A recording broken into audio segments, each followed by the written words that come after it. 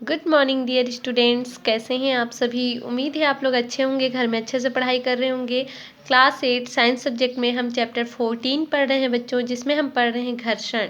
बच्चों सबसे पहले आप लोग मेरे चैनल को सब्सक्राइब कर लीजिए, लाइक के बटन दबा दीजिए और बेल आइकन के बटन ज़रूर प्रेस करें ताकि आने वाले न्यू वीडियो की नोटिफिकेशन आपके मोबाइल पर समय पर मिल जाए। और जो भी चैप्टर आप लोग पढ़ने में मिस कर दिए हैं, नहीं पढ़ पाए हैं किसी कारणवश, तो आप लोग मेरे चैनल पे जाइए, सर्च कीजिए। जितने भी चैप्टर हम पढ़ चुके हैं सभी यूट्यूब पर अवेलेबल हैं बच्चों, तो आप लोग पढ़िए।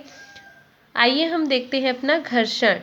तो बच्चों हम पिछले वीडियो में ये देखे थे कि जो घर्षण होता है वो अलग अलग पृष्ठों पर अलग अलग प्रकार से होता है। जैसे कि कुछ जगह क्या होता है, चिकना होता है, कुछ खुरदुरा होता है। तो जो खुरदुरा सा जगह होता है वहाँ पर क्या होता है, जो घर्षण होता है वो बहुत ही अधिक होता है।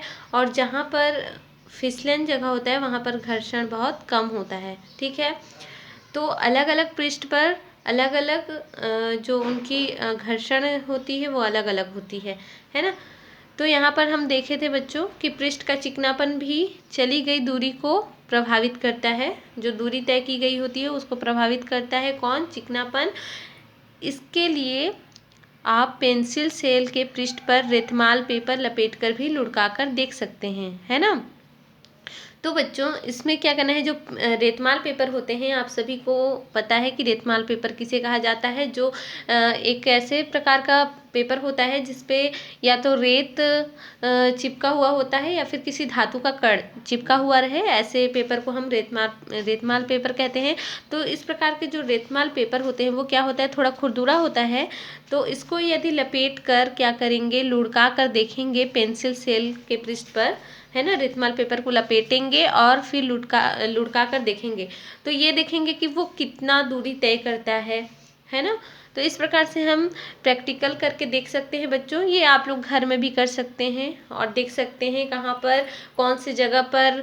क्योंकि जो घर्षण होता है वो पृष्ठ के अकॉर्डिंग होता है, यानी कि जो वस्तु की पृष्ठ होती है ना, उस पर निर्भर करती है घर्षण कैसा होता है, कम होता है या अधिक होता है। तो आइए देखते हैं, हम आज पढ़ते हैं घर्षण संपर्क में आने वाले दो पृष्ठों की अनियमितताओं के कारण होता है। अनियमितताओं के कारण मतलब कि जो घर्षण के संपर्क में आने वाले जो पृष्ठ होते हैं, है ना, दो पृष्ठ होते हैं, तो इनके अनियमितताओं के कारण होता है। दोनों पृष्ठों की अनियमितताएं एक दूसरे के भीतर धंस जाती हैं, है ना। जब हम एक पृष्ठ पर दूसरे पृष्ठ को गति कराने का प्रयास करते हैं, क्या करते हैं, एक मान लो ये क्या है, हमारा एक पृष्ठ है ना। इसी दूसरे पृष्ठ को गति कराने के लिए क्या करेंगे, प्रयास करेंगे। तो हमें इस अंतःबंधन पर पाए जाने के लिए कुछ बल लगाना पड़ता है। क्या करना पड़ता है, बल लगाना पड़ता है। खुरदुरे तथा चिकने दोनों प्रकार के पृष्ठों पर सूक्ष्म अनियमितताएं होती हैं। तो यहाँ पर देखते हैं खुरदुरे भी और चिकने दोनों प्रकार के पृष्ठ को देखेंगे बच्चों, तो दोनों पर ही क्या होता है, सूक्ष्म अनियमितताएं होती हैं। ऐसे पृष्ठ जो देखने में बहुत चिकने लगते हैं उनमें भी उनमें भी बहुत सारी सूक्ष्म अनियमितताएं होती हैं। चित्र 14.3 में आप लोग देख सकते हैं, ये चिकनी सतह, ये खुरदुरी सतह है ना। किंतु खुरदुरे पृष्ठ पर ये अनियमितताएं अधिक होती हैं। जो अनियमितताएं हैं, है ना, वो अधिक होती हैं किस पे, खुरदुरे पृष्ठ पर। और जो चिकने पृष्ठ होते हैं उनमें थोड़े कम होते हैं। अब आप समझ गए होंगे कि रेत पर पेंसिल सेल सबसे कम दूरी, है ना, रेत पर जो पेंसिल सेल होते हैं वो सबसे कम दूरी तथा मेज के चिकने तल पर सबसे अधिक दूरी क्यों तय करता है। यदि हम उसे लुढ़काएं, एक आनंद तल बनाएं, ठीक है, और लुढ़का कर देखेंगे तो चिकनी सेल पे घर्षण कम होता है। इस कारण से जो सेल होता है वो बहुत अधिक दूरी तय करेगा, है ना। और जहाँ पर घर्षण अधिक होता है, खुरदुरा जगह होता है, वहाँ पर सेल क्या होगा, क्योंकि क्या होता है, वो प्रतिरोध करता है, वो घर्षण प्रतिरोध करता है, इसलिए वो वस्तु को बहुत दूर तक जाने नहीं देता है, दूरी बहुत कम तय कर पाता है। किस जगह पे, जिसकी पृष्ठ बहुत खुरदरी होती है उस जगह पर जो सेल होती है, यदि उसको लुढ़काया जाए तो वो बहुत ही कम दूरी तय करेगा। ठीक है बच्चों, तो आइए देखते हैं। हम जानते हैं कि दो पृष्ठों के बीच अनियमितताओं के अंतःबंधन के कारण घर्षण होता है ना। अनियमितताओं के कारण ही क्या होता है, घर्षण होता है, बंधन के कारण। यदि पृष्ठों को बलपूर्वक दबाया जाए तो घर्षण में वृद्धि हो जाती है। क्या होगा, वृद्धि, यानी कि घर्षण की बढ़ोतरी हो जाएगी, बढ़ जाएगी घर्षण, घर्षण में वृद्धि हो जाएगी। इसका अनुभव जब किसी चटाई पर कोई व्यक्ति नहीं बैठा हो तब खींचकर, तथा जब कोई व्यक्ति उस पर बैठा हो तब खींचकर किया जा सकता है। तो बच्चों यहाँ पर एक चटाई बिछा होगा, उसमें जब चटाई पे कोई नहीं बैठा हो तब खींचकर देखना, और जब चटाई पर कोई बैठा हो तब चटाई को खींचकर देखना। तो इससे क्या पता चलेगा बच्चों, क्या होता है कि हम जब पृष्ठों पर बलपूर्वक दबाते हैं, पृष्ठों को बलपूर्वक यानी कि पूरी ताकत लगाकर हम उसे दबाएंगे तो घर्षण में क्या होगा, वृद्धि होगा, है ना। और इसका अनुभव जब किसी चटाई पर हम किसी व्यक्ति को बैठा कर देखेंगे तो क्या होगा, जब किसी व्यक्ति जब उस चटाई पर बैठा होगा तो क्या होगा, उसमें बल लगाएगा और बलपूर्वक हम उस चटाई को खींच कर देखेंगे तो जो बल लगाया गया होता है बच्चों, तो उसमें क्या होता है, घर्षण में वृद्धि होती है ना। तो देखिए, सोचिए, किसी भारी बॉक्स को विराम अवस्था में, विराम अवस्था यानी कि जब वो स्थिर होता है ना, विराम अवस्था से गतिशील करना आसान होगा या किसी गतिशील भारी बॉक्स को उसी दिशा में सरकाना। तो बच्चों सोचिए, है ना, यहाँ पर हम देखते हैं कि जो भारी बॉक्स होता है ना, यदि भारी बॉक्स विराम अवस्था में है यानी कि उसकी जो पोजीशन है वो स्थिर है ना, तो उसे जब हमें दूसरे जगह पे हटाना होता है तो आसान नहीं होता है ना, कठिन होता है, क्योंकि हमें बहुत अधिक बल लगाना पड़ेगा। पर क्या होता है, जो गतिशील बॉक्स होता है ना, यानी कि मान लो उस बॉक्स में चक्के वक्के लगे होंगे यानी कि व्हील लगे होंगे, तो हम उस गतिशील भारी बॉक्स को किसी उसी दिशा में सरका सकते हैं, है ना, वो आसान होगा। किसी रुकी हुई वस्तु को विराम यानी कि स्थैतिक से गति प्रारंभ करने की स्थिति में लाने के लिए घर्षण पर पार पाने के लिए वस्तु पर लगाया जाने वाला बल स्थैतिक घर्षण की माप होती है। तो यहाँ पर आप लोग ये ध्यान रखेंगे बच्चों कि जो कोई भी वस्तु होता है जो विराम यानी कि स्थैतिक से गति प्रारंभ करने की स्थिति में लाने के लिए, यानी कि जो विराम वस्तु होता है, मान लो ये वस्तु क्या है, विराम है, स्थिर है, पर इसको हमें क्या करना है, इसमें गति लाना है। तो गति लाने के लिए क्या करेंगे, घर्षण पर पार पाने के लिए वस्तु पर लगाए जाने वाला जो बल है, यानी कि हम इस पे जो बल लगाएंगे, इसको गति देने के लिए बल लगाएंगे, इस बल को ही क्या कहा जाता है, स्थैतिक घर्षण की माप होती है। यह बल क्या होता है, स्थैतिक घर्षण की माप होती है। ठीक है बच्चों, समझ में आ रहा है। अब आगे देखते हैं हम। इसके विपरीत किसी गतिशील वस्तु को उचित चाल से गतिशील रखने के लिए आवश्यक बल उसके सर्पी घर्षण की माप होती है। तो यहाँ पर देखेंगे बच्चों, इसके जस्ट विपरीत है ना, गतिशील वस्तु को उसी चाल से गतिशील रखने के लिए, है ना, जितनी चाल पे वो है उसी चाल पे गतिशील रखने के लिए जो आवश्यक बल होते हैं, बल लगाए जाते हैं, तो बल उसके सर्पी घर्षण की क्या होती है, माप होती है। जब कोई बॉक्स सरकने लगता है तब उसके पृष्ठ के संपर्क बिंदुओं को उतना समय नहीं मिल पाता कि वे फर्श के संपर्क बिंदुओं पर धंस सके, है ना। अतः सर्पी घर्षण स्थैतिक घर्षण से कुछ कम होता है। जैसे मान लो बच्चों, क्या होता है, कभी कभी जो कांच के प्लेट वगैरह होते हैं, वो यदि एक रेत पे गिराया जाए तो क्या होगा, वो रेत पे गिरेगा, जल्दी नहीं टूटेगा, थोड़ा धंस जाएगा, ठीक है। पर यदि वहाँ पर चिकना फर्श हो, है ना, चिकने फर्श पे यदि हम उसे गिराते हैं तो क्या होगा, उसमें जो समय होता है बच्चों, है ना, उसके जो समय लगना होता है वो इतना मतलब कम होता है कि वो टूट जाता है। तो ये सर्पी घर्षण के कारण ही होता है। इसलिए किसी भारी बॉक्स को विराम अवस्था से गतिशील करना कठिन तथा किसी गतिशील भारी बॉक्स को उसी दिशा में सरकाना क्या होता है, सरल होता है, बहुत ही इजी होता है ना। अब हम देखेंगे बच्चों 14.3 घर्षण हानिकारक किंतु आवश्यक। घर्षण क्या है, हानिकारक होता है, पर क्या होता है, आवश्यक है। सोचिए कि कांच के गिलास या कुल्हड़ में से किसे पकड़े रखना आसान है ना। कांच के गिलास या फिर कुल्हड़ में से किसे पकड़ना आसान है। स्पष्ट है कि कांच का गिलास चिकना तथा कुल्हड़ क्या होता है, खुरदुरा होता है। इसलिए कांच का गिलास फिसलता है पर कुल्हड़ नहीं।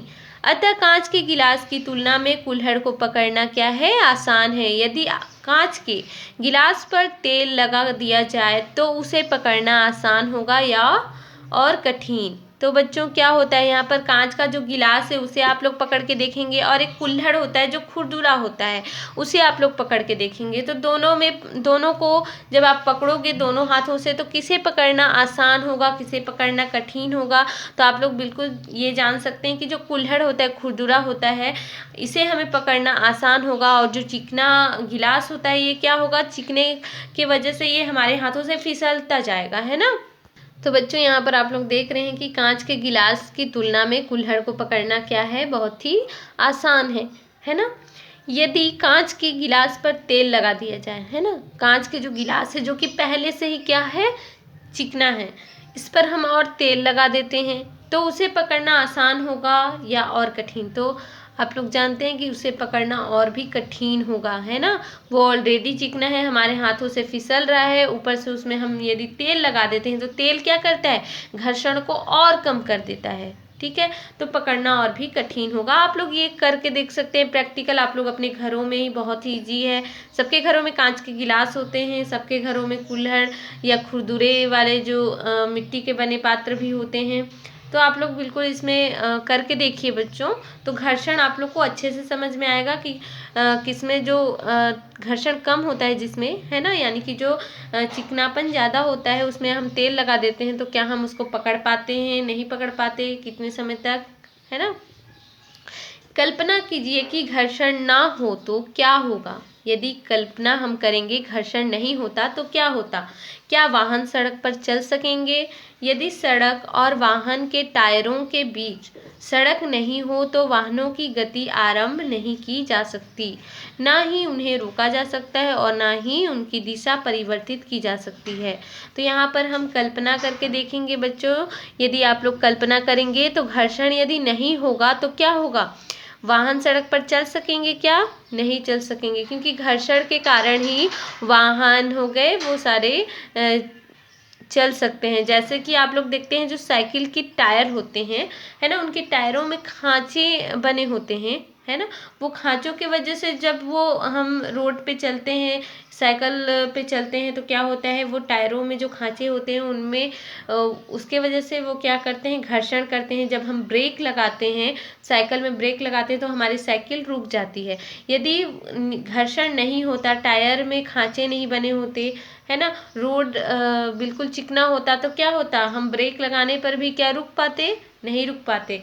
इसलिए घर्षण कि यदि हम कल्पना करते हैं यदि घर्षण नहीं होता तो फिर सोचिए कुछ भी नहीं होता, है ना बच्चों। तो हम जमीन पर भी नहीं चल पाते। तो यहाँ पर देखिए, यदि सड़क तथा वाहन के टायरों के बीच घर्षण नहीं हो, सड़क और किसके बीच, टायरों के बीच घर्षण नहीं हो तो वाहनों की गति आरंभ नहीं की जा सकती। क्योंकि क्या होगा बच्चों, एक बार हम गति आरंभ करते हैं तो फिर साइकिल नहीं रुक सकेगी। वाहन जो कार वगैरह होती हैं, बसेस, जितने बस होते हैं वो नहीं रुक पाएंगे। इसलिए हमें जो गति आरंभ करना वो ही स्टार्ट करना ही कठिन होगा।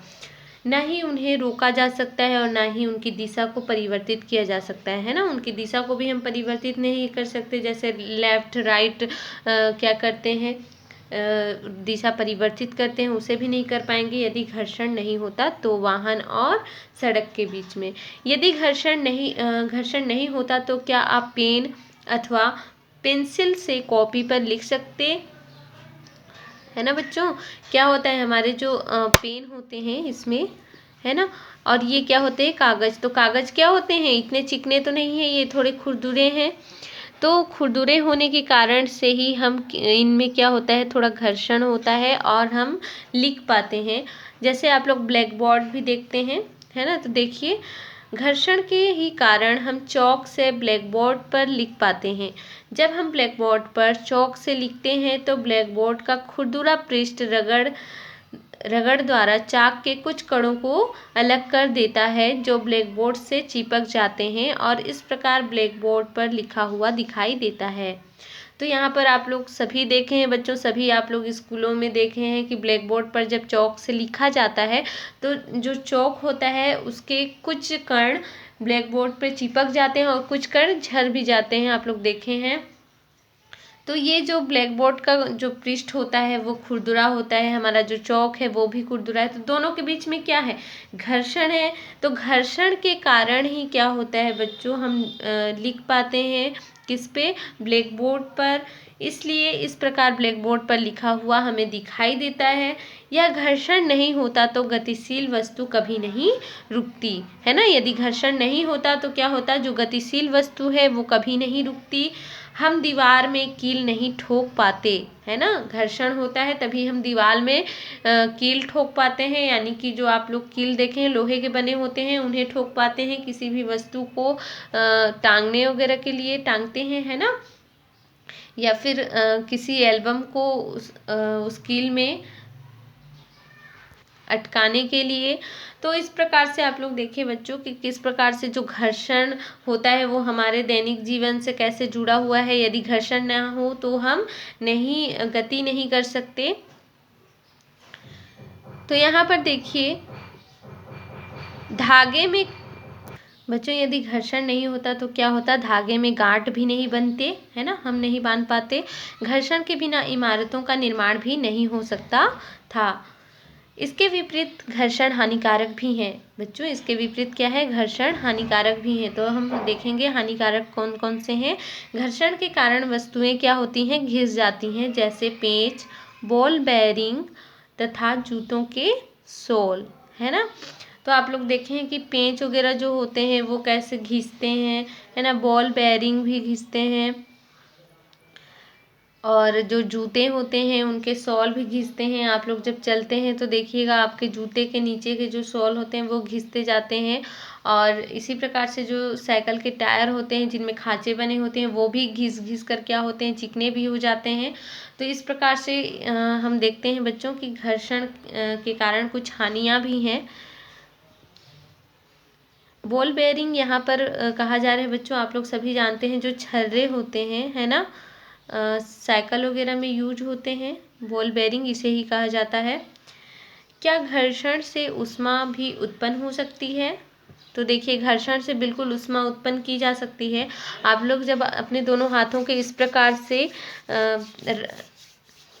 से आप लोग घर्षण करें दोनों हाथों को तो इसमें से क्या कुछ समय बाद आप लोग ऊष्मा उत्पन्न होगी, आप लोग महसूस कर सकते हैं। इसे समझने के लिए कुछ मिनट तक अपनी हथेलियों को तेजी से एक दूसरे के साथ रगड़िए। बिल्कुल बच्चों, इस प्रकार से आप लोग तेजी से एक दूसरे को रगड़िए, एक दूसरे हाथों को, और देखिए क्या हथेलियाँ गर्म हुई। अब आप जान गए कि घर्षण से ऊष्मा भी उत्पन्न हो सकती है ना। तो बच्चों बिल्कुल घर्षण से ऊष्मा भी उत्पन्न हो सकती है, तो आप लोग देख सकते हैं। और देखेंगे यहाँ पर क्या हथेलियाँ गर्म हुई, तो बिल्कुल हुई और ऊष्मा भी उत्पन्न हुई। जब आप माचिस की तीली को किसी खुरदुरे पृष्ठ से रगड़ते हैं तो घर्षण से उत्पन्न ऊष्मा के कारण ही वह आग पकड़ लेती है ना। जब हम माचिस पे क्या करते हैं बच्चों, माचिस की तीली को खुरदुरे सतह, उसके खुरदुरे सतह आप लोग देखे हैं माचिस में, उस खुरदुरे सतह पे हम क्या करते हैं, जब तीली को रगड़ते हैं तो उसमें भी घर्षण उत्पन्न होता है और घर्षण से उत्पन्न ऊष्मा के कारण ही वह आग क्या होता है, पकड़ लेती है। इस प्रकार ऐसे बहुत से उदाहरण हैं जिसमें घर्षण द्वारा ऊष्मा उत्पन्न होती है। वास्तव में जब हम किसी मशीन का उपयोग करते हैं तो घर्षण से उत्पन्न ऊष्मा के कारण अत्यधिक ऊर्जा नष्ट हो जाती है ना। तो घर्षण के यही जो घर्षण है बच्चों, घर्षण से कुछ हानियाँ भी हैं। तो कौन कौन सी हानियाँ हैं, जैसे हमारी जो वस्तुएं हैं वो घिस जाती हैं, कुछ वस्तुएं हैं जो घिस जाती हैं, और कुछ चीज़ें जो होती हैं जो ऊष्मा उत्पन्न होती हैं, तो अत्यधिक जो ऊष्मा उत्पन्न होती है इससे हमारा जो अत्यधिक जो ऊर्जा होती है वो नष्ट हो रही है घर्षण के कारण। तो ये सभी घर्षण की हानियाँ भी हैं और बहुत सारे लाभ भी हैं, है ना।